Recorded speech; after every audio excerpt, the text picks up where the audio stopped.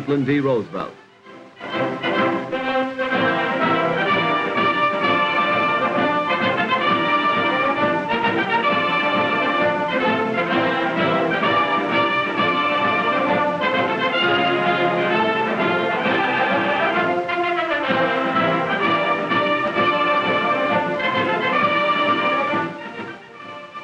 Every worker in the country, farmers, bank presidents, streetcar conductors, dentists, teachers, clerks, mechanics, even unskilled laborers, work 3 months of every year to pay for what government spends.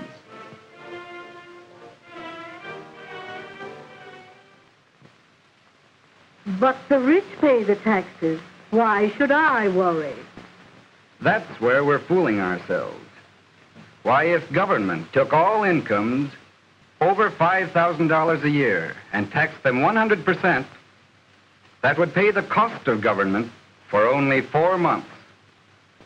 Everyone, whether in the factory, shop, farm, or office, pays for the cost of government. Well, suppose we do. But I am willing to pay taxes to provide national defense for my country, to see that we have an army, a navy, and airplanes strong enough to protect us against any invaders. Every American agrees that our country's defenses must be so strong that no nation would dare attack us.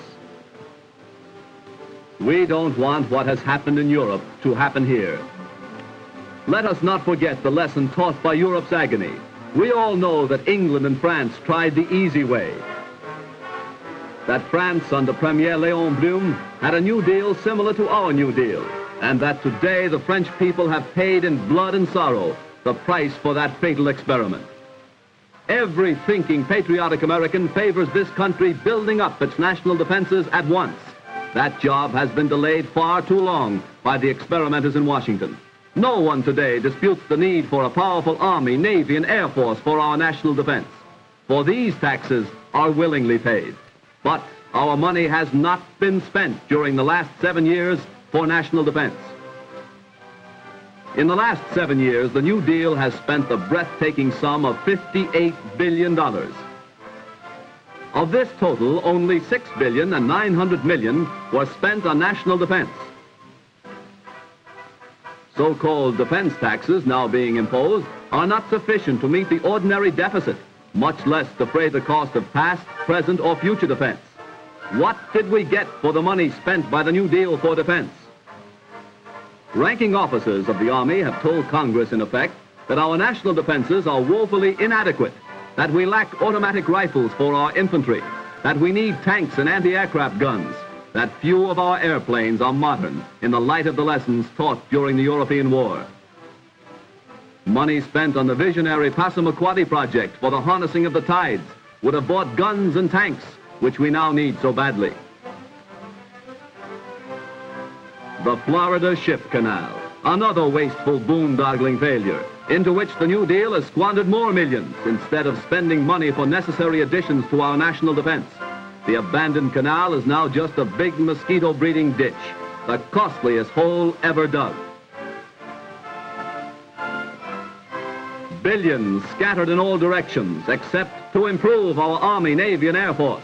New agencies, new departments, new bureaus, more and more job holders to run these agents. In the last 7 years, the number of civil employees of the federal government has increased by almost 400,000 and increased double the size of our regular Army, and many of them receiving salaries far above that paid to the average man and woman in this country. The chief task of this great army of job holders has been to figure out ways and means to spend more and more of your money. Greater spending, greater debts, increasing taxes. Already the national debt is at record high. In 1917, our debt was not much more than the amount we now pay in annual interest.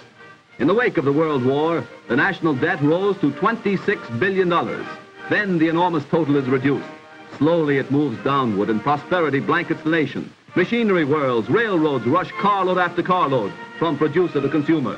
Despite honest efforts for recovery, depression increases the national debt. The national debt rises. 1933, $22 billion, and up it goes. Down go employment and earnings. 1937. The mounting debt has its impact on our struggle to recover from the Depression. Factories close, unemployment, unrest. But the debt continues soaring, up to $40 billion to $45, and now on its way to $49 billion. Such a debt, created by wasteful and reckless spending, today makes more difficult our job of paying for the national defense we need. The workers' efforts create wealth and supply the money for government spending. The government has no money of its own, except what it takes directly and indirectly in levies and taxes from every pay envelope. Today, more than 25 cents of every dollar of our national income goes for taxes, local, state, and federal. Each of you pays these taxes, taxes that start with raw materials and compound themselves right down through manufacture to the finished product when we buy it. Secretary of the Treasury Morgenthau said recently that more than 60% of the taxes collected by the federal government are paid by consumers, and that means every one of us. In collecting these hidden taxes, the busiest tax collectors of all have no titles and wear no badges. They're the butcher, the baker, the candlestick maker. Hidden taxes are concealed in most of the things they sell. Taxes on taxes that are passed on to us, who pay when we buy the necessities of life.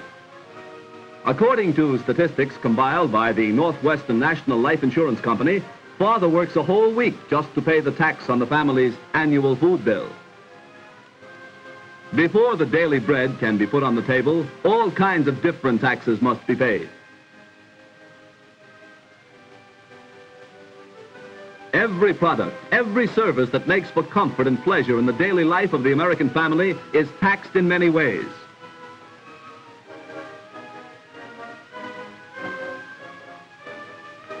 Families with a monthly income of $200 pay $26.12 a month in indirect taxes.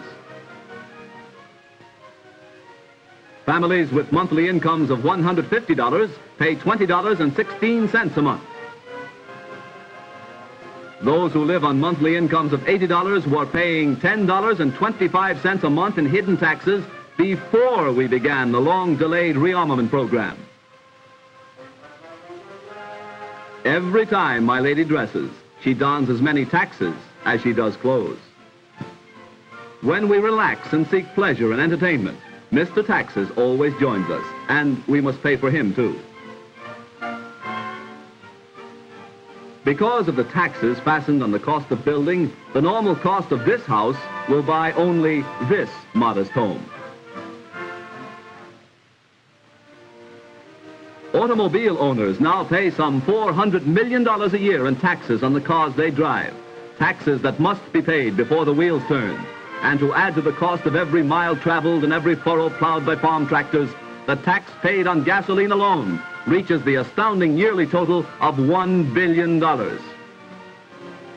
All who drive are drafted into another army of taxpayers. Those who have jobs are footing all these various government bills. Only what is left can be used for the needs and savings of the worker's family. You are taxed to pay the salaries of men like this bureaucrat, symbolic of the mailed fist of centralized bureaucracy that knocks at democracy's door demanding a third term here, rampant in the totalitarian nations of the old world, plunging Europe into war, subjugation of the courts, purges of independent legislators, perpetuation of the executive in office, regimentation, war. It must not happen here. But liberty survives only for those who are wise enough and strong enough to preserve it. Let us rid ourselves of our New Deal failure before it's too late. Let us end wasteful spending and return to the good old American sanity and economy. All Americans must unite to stop the New Deal with its lust for power to perpetuate itself in office for another 4 years. It is in our self-interest to preserve the heritage handed down to us by our fearless forefathers. To save ourselves, we must dismiss incompetents and radicals from high places of government. We must elect Wendell Willkie president and speedily become so strong no foe would dare attack us. To that end, let us now dedicate ourselves in a holy crusade that government of the people, by the people, for the people, perish from the earth.